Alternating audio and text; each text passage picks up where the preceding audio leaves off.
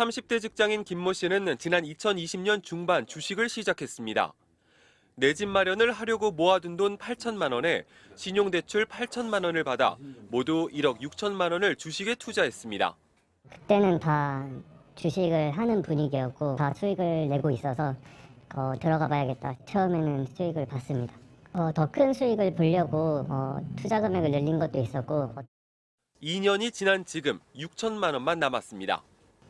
올해 3, 4월 때부터 급격히 이제 떨어진 것 같아요. 어느 정도 주춤할 거라고 생각은 하긴 했지만 이렇게 급격하게 떨어질 줄은 예상 못했던 것 같아요.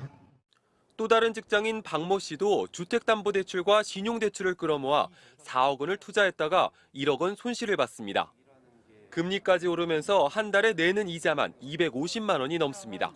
그때만 하더라도 기준금리가 1%대였나. 그래서 이제 뭐 소위 말하는 B2 하기도 뭐 상황이 나쁘진 않았었고, 제가 부담할 수 있는 마지노선 같아요. 언제까지 더 기준금리가 올라갈지를 모르다 보니까. 증시 침체로 퇴직연금에도 비상이 걸렸습니다.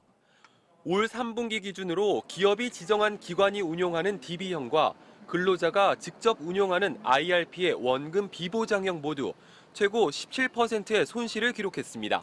수익률이 최근에 많이 안 좋아가지고요. 좀 걱정이 됩니다만 이제 다시 회복할 걸로 생각을 하고 있습니다.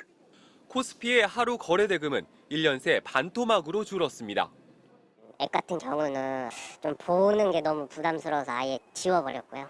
네, 손해가 한 3, 40% 되다 보니까 보는 것 자체가 스트레스를 가중시켜서. 국내 경제는 혹한기를 예고하고 있고 대외적인 불확실성도 커서 당분간 증시 반등을 기대하기 어려운 상황. 개인 투자자들의 한숨도 한동안 깊어질 것으로 보입니다. MBC 뉴스 임상재입니다. 이청년은 올해 2월 은행에서 3천만 원을 빌려 전부 코인을 샀습니다. 이틀 만에 반토막이 났고 일주일이 지나자 3분의 1 토막이 났습니다.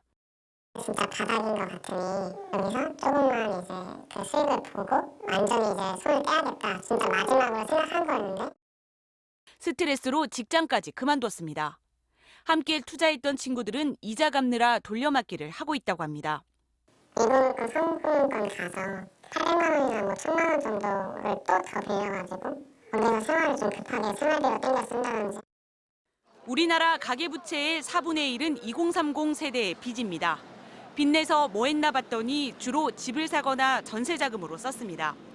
주택 구입 자금 가운데 대출이 차지하는 비중이 다른 세대들보다 20%포인트나 높았습니다. 코인 같은 위험한 투자도 빚을 늘렸습니다. 신용도가 낮아서 금리가 비싼 이금융권에서도 많이 빌렸습니다. 20대의 이금융권 대출은 1년 사이 17%나 늘어났습니다. 정부는 청년층에게 약정이자를 최대 절반까지 깎아주는 등 대책을 내놨습니다. 빚내서 투자한 손실을 도와주는 게 맞냐는 비판에 대해서는 이렇게 답했습니다. 선제적으로 어떻게 좀 재기를 할 수 있는 기회를 빨리 마련해 주지 않으면 우리 사회가 나중에 부담해야 될 코스트는 훨씬 더 클 거라는 생각입니다. 사회생활 시작부터 빚더미에 오른 청년들. 방치하면 심각한 문제가 될 수도 있습니다. MBC 뉴스 홍신영입니다. 30대 직장인, 지난해부터 3억 원을 대출받아 주식에 투자했습니다. 현재 수익률은 마이너스 15%, 금리까지 올라서 이제 월급의 반이 이자로 나갑니다. 애들 그 양육비나 뭐 교육비나 이런 거는 줄일 수는 없는 상황이라서 이달에 저를 위해서 쓴 돈이 그냥 15,000원짜리 셔츠 2장 산 거 말고는 돈 쓴 게 없어요. 또 다른 40대 직장인은 고점 대비 마이너스 70%입니다. 작년에 재미를 봐서 그때부터 연금과 적금까지 깨서 더 들어갔습니다. 사람 욕심이 있다 보니까 좀 더 올 거라고 판단을 하고 있었습니다. 타이밍을 놓친 시점은 올 초라고 좀 생각을 들고 있고요. 그러니까 올 초에 좀 어느 정도 이익 실현하고 좀 참았어야 되는데. 종일 시세창을 보고 있지만 오를 기미는 없습니다. 점심 시간에도 난짝 뭐 반등했다고 하면 이제 뭐 주식창을 열어보시면 왜 내 주식만 안 오를까 하는 한숨만 나오는. 훨씬 위험한 거래도 있습니다. 증권사 돈을 빌려 단기 투자하는 신용거래입니다. 증권사 돈을 빌려 주식을 샀는데 주가가 떨어져서 담보 비율을 맞추지 못하면 이틀 안에 돈을 채워 넣어야 합니다.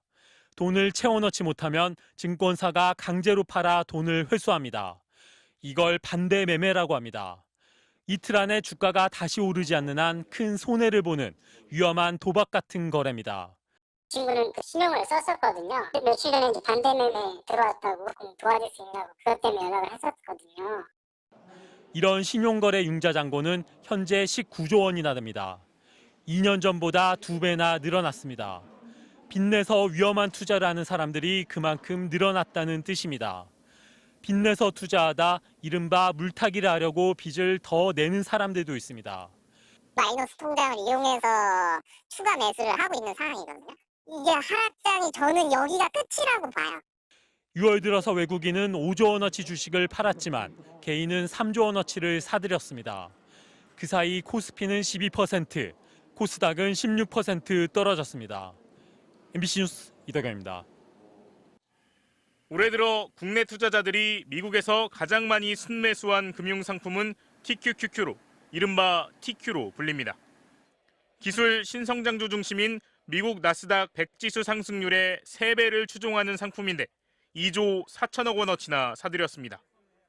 하지만 올 초 86달러였던 이 상품의 최근 가격은 29달러, 66% 하락했습니다. 계좌가 지금 눕고 있는 거죠. 맨날 바닥이다 했는데 이제 지하실 뚫고 내려가는 중이죠. 이제 4% 빠지면 진짜 11% 빠지는 건데 그렇게 화살표가 위아래로 왔다 갔다 하면은 사람 멘탈 못 견뎌요. 세 번째로 많이 산 상품 역시 필라델피아 반도체 지수 수익률의 3배를 쫓는 SOXL, 이른바 속쓰리라 불리는데 1조 5,700억 원을 순매수했습니다. 역시 올 들어 70% 폭락했습니다. 이런 상품들은 오를 때 3배로 벌 수 있지만 떨어질 때는 3배로 잃는 고위험 상품입니다. 이렇게 위험한데도 뛰어드는 건 성공했을 때의 높은 수익률 때문입니다. 2020년 3월 코로나19 발생 직후 TQ의 가격은 8.8달러대. 하지만 미국이 시장에 막대한 돈을 풀면서 나스닥 지수가 작년 11월 최고점을 찍자 TQ 역시 88달러까지 수직 상승했습니다.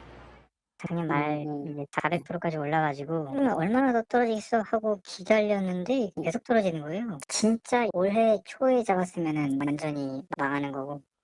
금리 인상과 인플레이션 우려로 미국 주식마저 급락하자 투자자들이 손해를 줄이기 위해 추가 매수에 나서면서 순매수 금액은 더 늘고 있는 추세입니다. 빠졌으니까 산다라는 이 논리가 약세장과 경기 침체 상황에는 가장 해서는 안 되는 거거든요.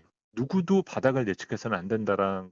전문가들은 미국 시장의 변동성이 당분간 계속될 걸로 보이는 데다 대세 상승으로 돌아설 계기가 없다며 두세 배 수익을 쫓는 상품에 투자할 땐 주의가 필요하다고 당부했습니다. MBC 뉴스 고은상입니다.